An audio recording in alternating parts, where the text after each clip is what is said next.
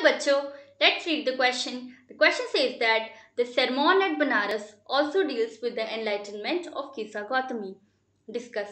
Or how do you usually understand the human attribute of selfishness? Do you agree with Kisa Gautami that she was being selfish in her grief?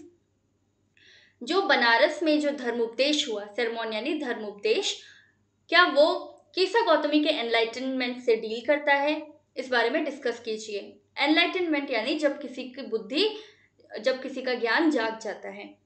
या फिर इस question को हम इस तरह भी समझ सकते हैं कि आप इंसान की जो आदत है स्वार्थ की, जो एट्रीब्यूट है उसका स्वार्थी होने का, उससे आप क्या समझते हैं और क्या आप अग्री करते हैं कि कीसा गौतमी भी अपने दुख में सेल्फिश हो गई थी?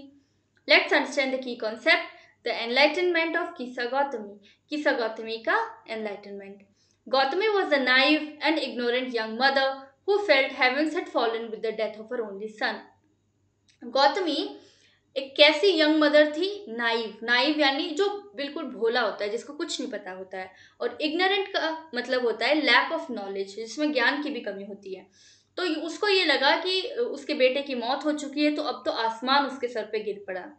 Helplessness, sorrow, and the urge to revive the dead child led her from house to asking people to give her some medicine to cure her child. Helplessness यानी बेचारे जब हो जाते हैं हम, कोई मदद का कोई रास्ता नहीं दिखता है, दुख और अपने बेटे को जिंदा करने की जो उसमें तड़प थी, उसने उसको कहाँ पर पहुंचाया कि वो घर घर गई, लोगों से ये पूछा कि आपके पास कोई ऐसी दवाई है तो मुझे दो कि मैं अपने बेटे को ठीक कर सकूं, अपने बच्चे को ठीक कर सकूं। The neighbours could offer her nothing but pity. पड़ोसी उसको दया दिखाने के सिवा कुछ भी नहीं दे सके।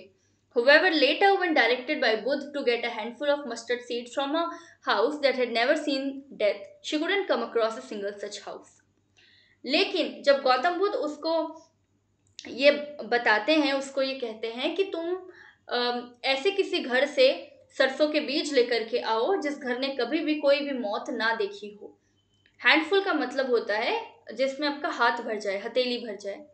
तो उसको ऐसा कोई भी घर नहीं मिलता है। It was then that she understood the inevitability of death. और तब उसको मौत की इनएविटेबिलिटी के बारे में पता लगता है। इनएविटेबिलिटी यानी जो चीज होकर रहेगी उसको कोई नहीं रोक सकता। She could now clearly see her own selfishness in her grief. उसको अब अपने दुख में उसको ये दिखाई देता है कि हाँ, मैं स्वार्थी हो रही थी। She became far wiser than before. और अब वो पहले से कहीं ज्यादा समझदार हो चुकी है। Hope you understood the question well. Best of luck. Thank you so much.